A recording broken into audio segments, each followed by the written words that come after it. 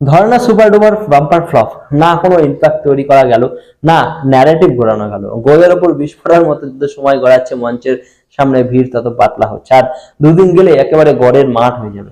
এইদিকে এই ধরনের ধর্ণার ক্ষেত্রে প্রবলেম হচ্ছে নিজে থেকে তোলা যায় না, কেননা পাল্টা প্রশ্ন আসবে, দাবি তো পূরণই হলো না, ধর্ণা তুললেন কেন? তার মানে আপনার দাবি কোনোদিনই পূরণ হওয়ার নাই, আপনি বুঝে গেছেন। আর ভোটের আগে এই ধর্ণা জাকিয়ে বসলে আম ছালা সবই যাবে।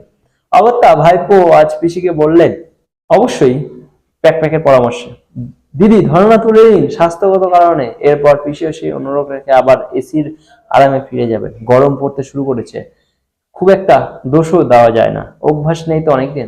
মাঝখান থেকে ছাগলের 3 নম্বর বাচ্চার মতো যারা লাফালাফি করছিল তারা পুরো ঘেটে ঘ হয়ে গেল।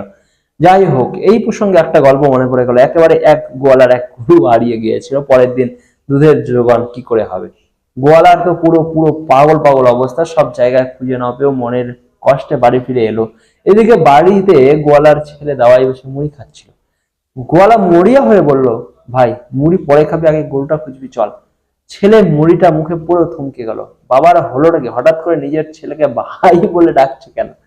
গোয়ালার বউ পাশেই ছিল, মুখ ঝামটাতে বলল, আহ মলো যা, নিজের ছেলেকে কেউ ভাই বলে?